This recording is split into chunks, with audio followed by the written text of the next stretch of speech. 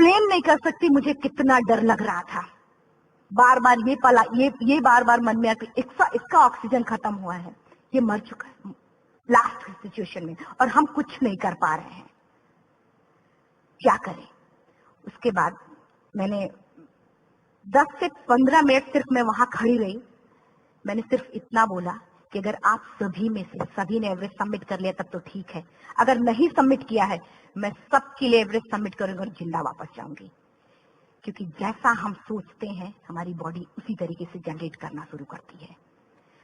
मैंने dead body, क्योंकि जा ही नहीं सकते थे किनारे से, उसी रोप पे वो एंकर है, डेड बॉडी को लांगी और लांग के जाना शुरू किया। हिलेरी स्टेप साउथ समिट के करीब जब मैं खुद पहुंची, मेरे शेरपा ने एक जोर से झटका मुझे दिया कि अरुणिमा वापस चलो, तुम्हारा ऑक्सीजन खत्म हो रहा है। हिलेरी स्टेप के बाद एवरेस्ट समिट है, थोड़ा चलने के बाद एवरेस्ट समिट है। अगर कोई आपसे ये बोले, आप अपने टारगेट के इतने करीब हो, अगर कोई आपसे ये बोले कि अरुणिमा वापस चलो, कैसा लगता है? मैंने भी यही बोला, सर क्या बोल रहे हो आप, मैं नहीं जाऊंगी वापस।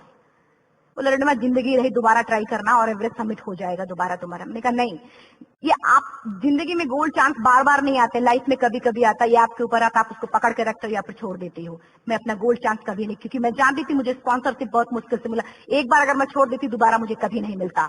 मैं बहुत अच्छी तरीके से जानती थी। मेरा फाइनली मुझे बैचेंद्री मैम ने भी एक बार बात समझाई थी, मेरी माँ ने मुझे एक बार बताया था कि लाइफ में कभी कभी सिचुएशन ऐसी आती है जब सिर्फ आप अकेले होते हो, डिसीजन सिर्फ आपको लेना होता है। जहां पे भी होना, खड़े होकर हल्का सा पीछे मुड़कर देखना और ये सोचना कि आप एक एक कदम चल के यहां तक पहुंचे हो, सिर्फ अपना एक कदम आगे बढ़ाना। तुम देखना कुछ देर बाद तुम टॉप पे होगी। मेरे दिमाग में उनकी बातें वीडियो की तरह चल रही थी और सिर्फ एवरेस्ट का टॉप चल रहा था। मैंने शेरपा को पहले कन्विंस करने की कोशिश की कि भाई चल, कुछ नहीं होगा भाई चल। फाइनली जब वो नहीं माना, मैंने एक कदम आगे बढ़ाया, डिसीजन लिया कि नहीं, जाना ही जाना है। आगे बढ़े, करीब 1 से 1.5 घंटे बाद मैं टॉप पे थी। और इतना ही नहीं, आज भी मैं जितनी बार बोलती हूँ उतनी बार मैं महसूस करती, मेरे रोंगटे खड़े हो जाते हैं। मेरा दोनों हाथ ऊपर करके जोर जोर चिल्लाने का मन कर रहा, कितनी जोर से चिल्लाऊं, इतनी जोर से चिल्लाऊं कि सबको बता दूं कि आज मैं टॉप ऑफ द वर्ल्ड पे हूं। उन लोगों को बता दूं जो लोग ये सोचते हैं, लड़की, दूसरे विकलांग, तीसरे मिडिल क्लास में, जो लोग एक बार हार के भी दोबारा लड़ना नहीं चाहते, जो लोग हारने के बाद सोचते हैं कि हम दोबारा कुछ कर नहीं सकते, उन लोगों को मैं चिल्ला चिल्ला के टॉप से बताना चाहती थी कि नहीं, आप सब कुछ कर सकते हो। सिर्फ एक सोच की विकलांगता, हैंडीकैप आदमी यहाँ से होता है, यहाँ से नहीं। अगर यहाँ से जो आदमी विकलांग है तो नॉर्मल आदमी भी विकलांग है, जो अगर यहाँ से विकलांग है। चिल्ला चिल्ला के मैं बताना चाहती थी। मैंने शेरपा से कहा कि आप एक फोटो खींच लो, क्योंकि सारे लोग फोटो, अपना नेशनल फ्लैग का जो वैल्यू होती है ना, वो जो हम कहीं बाहर होते तो पता चलता है। मुझे भी बहुत खुशी हो रही थी। फ्लैग को हग किया और बोला फोटो खींचो। बोला पागल हो गई है, तेरा ऑक्सीजन कभी भी खत्म हो जाएगा, नीचे चल। तो नहीं, फोटो खींच लो। फोटो खींचा उसने। वो तो अगली बार इतना तेज गुस्सा हुआ, मैंने उसको बोला कि भाई वीडियो भी बना ले। 8848 की हाइट पे ऑक्सीजन खत्म हो रहा है। आज हम भी हंस रहे हैं आप लोगों के साथ, क्योंकि यहाँ पूरा ऑक्सीजन है। और 8848 की हाइट पे जब मुझे शेरपा, कोई भी शेरपा को बोलेगा भाई वीडियो बना, तो परेशान हो जाएगा, पागल हो चुकी क्या, तुम मर जाए, मैं जा रहा हूं नीचे। मैंने कहा नहीं, कुछ नहीं होगा, आप बनाओ वीडियो। किसी तरीके से मैं 4-5 पेयर बैटरी रख के लेके गई कि डिस्पोजल कैमरा, एक अलग कैमरा की, मतलब एक नहीं कार्यक्रम करेगा तो दूसरा करेगा, प्रॉपर प्लानिंग से। शायद आप लोग भी सोचो कि वाकई में लड़की को इतना बड़ा रिस्क लेने की क्या जरूरत थी, कि जिंदगी कभी भी जा सकती थी इसकी। लेकिन मैंने वो रिस्क लिया क्यों? क्योंकि मैं चाहती थी, कहीं ना कहीं से मेरे भी दिमाग में ये बात आ चुका था कि मैं जिंदा वापस ना जाऊं। मैं चाहती थी कि अगर मैं जिंदा ना जाऊं तो ये वीडियो मेरे इंडिया, शेरपा से मैंने यही बात बोली, ये वीडियो अगर मैं जिंदा नहीं जाती, ये वीडियो मेरे इंडिया पहुंचा देना, मेरे यूथ तक चला जाता। क्योंकि मैं चाहती थी कि 11 अप्रैल 2011 को मेरा एक्सीडेंट हुआ, 21 मई 2013 10:55 पे मैं टॉप ऑफ द वर्ल्ड पे थी। ऑलमोस्ट 1 से 2 साल के अंदर कैसे यहां से मैंने ये चीज, मैंने कभी भी कामयाब होने के, मेरी वो जिंदगी बन चुकी थी, मेरा जुनून बन चुका था, मेरा पैशन मेरा जिद बन चुका था वो। मेरा सोते उठते बैठते सिर्फ मुझे एवरेस्ट दिखाई दिया। और मुझे लगता है किसी को भी अगर अपना लक्ष्य पाना है, यहाँ से अगर वो पागलपन जब तक नहीं आएगा तब तक नहीं होगा वो। फाइनली उसने वीडियो भी बनाया, आप बोल रहे फटाफट रुनिमा नीचे भागो। जब मैं टॉप पे थी तो कुछ लोग और भी थे, लेकिन 10:55 पे मैंने एवरेस्ट सबमिट। 11 बजे के बाद अगर कोई अटेम्प्ट करने की कोशिश करता है उसको सुसाइड अटेम्प्ट बोलते हैं। जैसे ही मैं नीचे चलना शुरू की, मैंने कहा भाई हाँ चल नीचे चलते हैं। ज्यादा से ज्यादा मौतें नीचे आते वक्त होती हैं एवरेस्ट पे। जब मैं नीचे आ रही हूँ, थोड़ा दूर ही मैं नीचे चली थी, मेरा ऑक्सीजन पूरी तरीके से खत्म।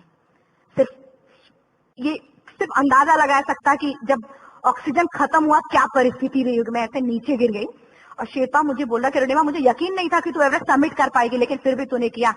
मैं चाहता हूँ कि रुनिमा जिंदा चल, तू वापस उठ, खड़ी हो। मुझे खड़ा करने की वो कोशिश कर रहा था बार बार, मैं खड़ी नहीं हो पा रही थी। वाकई में दम ही नहीं था।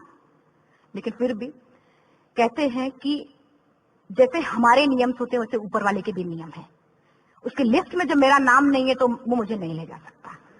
अगर दूसरी चीज, मेरा कॉन्सेप्ट एकदम क्लियर हो चुका था। जब रेलवे ट्रैक पे मैं थी, रेलवे ट्रैक पे 7 घंटे में पड़ी थी, 49 ट्रेन अप डाउन हुई थी। तो मेरा कॉन्सेप्ट एकदम क्लियर हो चुका था। इसका मतलब है कि ऊपर वाले ने अगर मुझे कुछ बचाया है तो कुछ न कुछ इतिहास रचने के लिए बचाया है। मैंने पॉजिटिव तरीके से सोचा।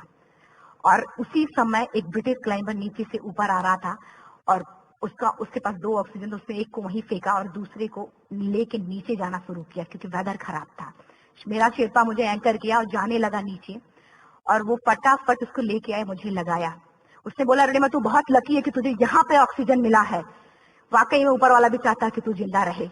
वो मुझे बार बार लकी लकी बोल रहा था। शायद आप लोग में से भी कोई होगा कि जो लक और भाग्य जैसी चीजों पे भी यकीन करता हो, या पता नहीं भी। मैं किसी की भावनाओं को ठेस नहीं पहुंचाना चाहते, लेकिन मैं इन किसी भी चीजों पे भरोसा नहीं करती, क्योंकि मेरा मानना है कि लक भी उसी का साथ देता है जिसके अंदर जीतने का जज्बा है।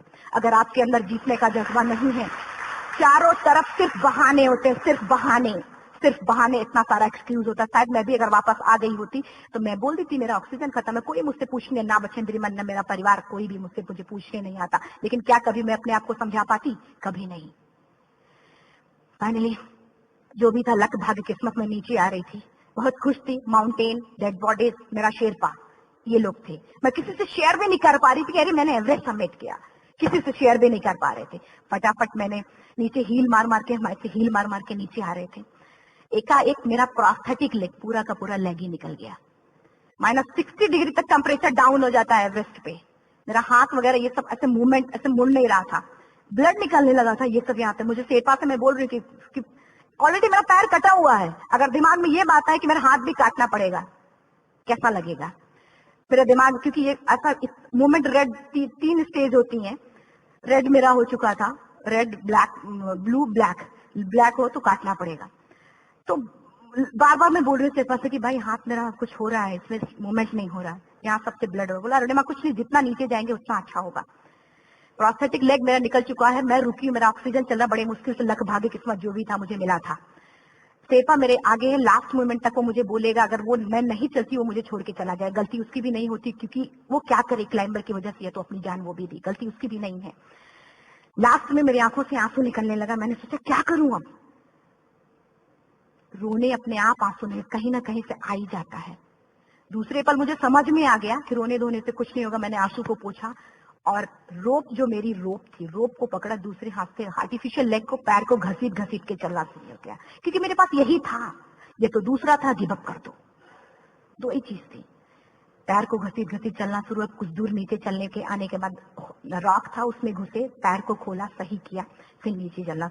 कैंप 4 तो सबमिट टू कैंप 4 3500 फीट है, और इसमें टोटल जनरली लोग 16 से 17 घंटे में सबमिट कर लेते हैं। मुझे टोटल 28 घंटे लगे थे। हर माउंटेनियर, चाहे बाहर का या फिर इंडिया का, हर किसी ने ये मान लिया था कि अरुणिमा जिंदा वापस नहीं आएंगी। हर किसी ने ये चीज मान लिया था। लेकिन मुझे लगता, जब मैं वापस साउथ पोल पहुंची, जब मैं टेंट का जिप खोला, मैंने हर किसी ने कहा कि अरे तू यहाँ है, हम तो सब सोच लिए थे तू चली गई। हर किसी ने ये बोला था। फिर सब खुशी मना रहे थे हम सब। लेकिन ये सब बताने का मेरा सिर्फ एक मकसद था कि सब कुछ हम में है, हम जैसा चाहे वैसा कर सकते हैं। ऑलरेडी टाइम हो चुका है। मैं एक 4 लाइन की पंक्ति सिर्फ बोलूंगी। मैं एक्चुअली मेरा एम है कि मैं वर्ल्ड के जो कॉन्टिनेंट है, कॉन्टिनेंट के हाईएस्ट पीक समिट करूं। एशिया का एवरेस्ट हो चुका है, अफ्रीका किलिमंजारो हो चुका है, यूरोप का एल्ब्रूस हो चुका है। 23 नवंबर को मैं जा रही हूँ ऑस्ट्रेलिया हाईएस्ट पीक के लिए। बस आप लोगों की गुड विशेस चाहिए। और 4 लाइन, अभी तो इस बाज की असली उड़ान बाकी है, अभी तो इस बाज की असली उड़ान बाकी है, अभी तो इस परिंदे का इम्तिहान बाकी है, अभी अभी मैंने लांघा है समुद्रों को, अभी तो पूरा आसमान बाकी है। Thank you so much, thank you.